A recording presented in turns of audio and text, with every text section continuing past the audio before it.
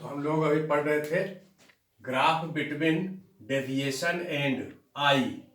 आई का मतलब angle of incidence. ये जो लाइट रे है ये इंसिडेंट हुआ है शुरू में 0 डिग्री पर। जैसे जैसे इसका एंगल बढ़ा रहे हैं वैसे वैसे डेविएशन इंक्रीज कर रहा है थीटा सी तक।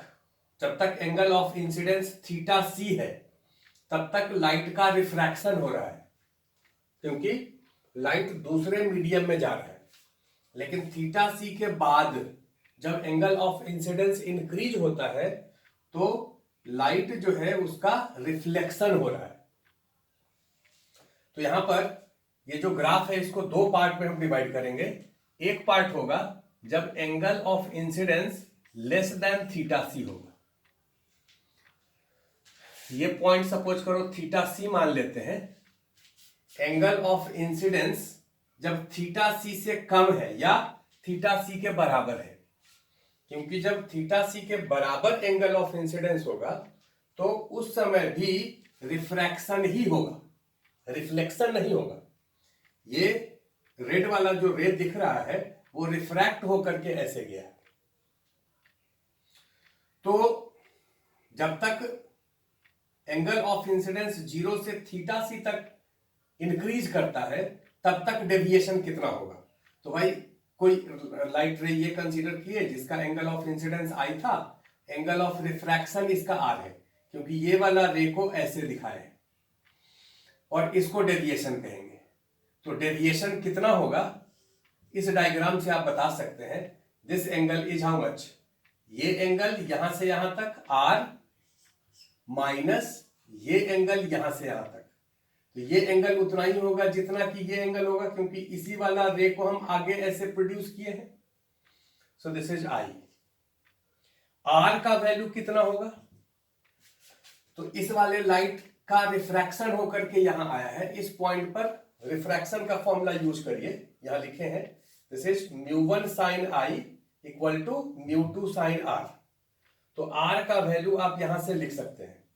यहां से आर का वैल्यू कितना होगा, इसको इधर डिवाइड कर दिए μ1 बाय μ2 और ये साइन इधर चला आएगा साइन इनवर्स साइन आई। तो ये हो गया sine inverse μ1 by μ2 sine i minus I.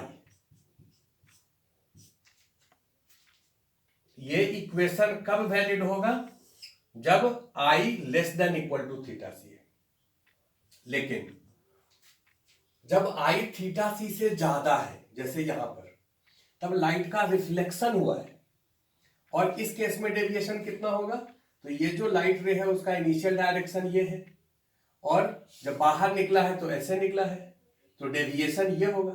Initial जो डायरेक्शन है उससे कितने से डेविएट किया है, तो ये एंगल कितना होगा, ये टोटल यहां से यहां तक है 180 minus I plus I 2i। This total angle 180 minus this I, sorry this I plus this I 2i, तो पाई माइनस 2i।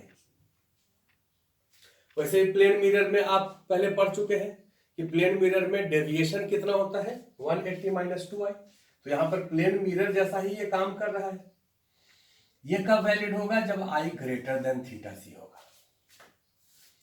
ये वाला ग्राफ ड्रॉ करिए। इस पूरे ग्राफ को हम दो पार्ट में ब्रेक कर रहे हैं। एक पार्ट ये है और दूसरा पार्ट ये है।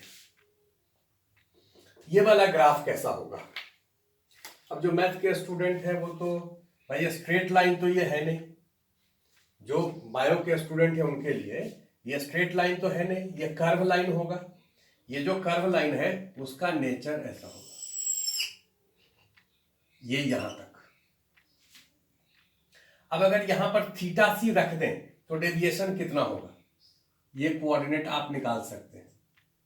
डेविएशन का वैल्यू क्या होगा जब आई के जगह थीटा सी रख दें, तो ये होगा sine inverse sine μ1 by μ2 sine inverse μ1 by μ2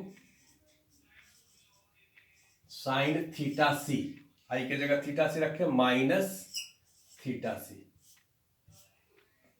और साइन थीटा सी कितना होता है ये पहले आपको बताए थे। इस वाले लाइट के लिए ये एंगल थीटा सी है, तो साइन थीटा सी कितना होगा, this refractive index divided by this refractive index. आपको समझाए थे पिछले वीडियो में कि जो कम रिफ्रैक्टिव इंडेक्स है डिवाइडेड बाय जिसका रिफ्रैक्टिव इंडेक्स ज्यादा है। तो साइन थीटा सी को अगर म्यू1 बाय म्यू2 रख दें तो म्यू1 बाय म्यू2 इंटू म्यू2 बाय म्यू1 ये कट जाएगा, कट करके ये 1 हो जाएगा। सो this is 1 sine inverse 1 pi by 2। So deviation होगा पाई बाय 2 माइनस थीटा से। इस वाले पॉइंट का coordinate pi by 2 minus theta से। ये जो इक्वेशन है ये स्ट्रेट लाइन का इक्वेशन है जिसका स्लोप -2 है। स्लोप कितना है, -2 है।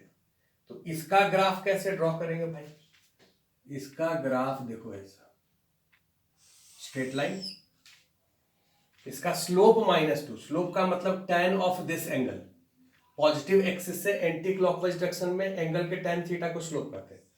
ये वाला एंगल अगर हम अल्फा मान लें तो बोलो tan अल्फा कितने के बराबर, नेगेटिव एक्सिस से एंगल लिए हैं तो ये 2 के बराबर होगा।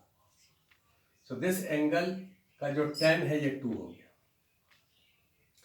अब ये बताओ कि इस पॉइंट का कोऑर्डिनेट क्या होगा। ये वाला पॉइंट y कोऑर्डिनेट तो है नहीं, इस वाले पॉइंट का कोऑर्डिनेट कैसे निकालेंगे, इसमें थीटा सी आप रख दीजिए। अगर यहां पर थीटा सी रखें तो पाई -2 थीटा सी। अगर कुछ लोगों को ग्राफ बनाने में दिक्कत हो रहा है ध्यान से देखो, ये पाई जो है ये y इंटरसेप्ट है। y इंटरसेप्ट करने का मतलब इस वाले लाइन को जब आप आगे बढ़ाएंगे, इस वाले लाइन को जब आप आगे बढ़ाएंगे तो वो जहां पर टच करेगा ये पॉइंट का कोऑर्डिनेट क्या होगा, तो आंसर है पाई। y इंटरसेप्ट पाई है। ये जो स्ट्रेट लाइन है ये y एक्सिस को कहां पर कट करेगा, पाई पर।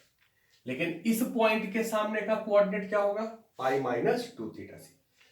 तो ये ग्राफ जो है, ये ग्राफ यहां पर डिसकंटिन्यूअस है, मतलब थीटा सी से जस्ट पहले जो वैल्यू है वो इतना होगा या थीटा सी पर वैल्यू इतना होगा। लेकिन इधर से जब देखेंगे तो यहां पर जो पॉइंट है वो इसको टच नहीं कर रहा है, इससे जस्ट बाहर है। मैथमेटिक्स में इसको ऐसे सर्कल दिखाते हैं, फिजिक्स में आप डायरेक्ट लिख सकते हैं। तो ये ग्राफ है डेविएशन एंड आई के बीच में ग्राफ।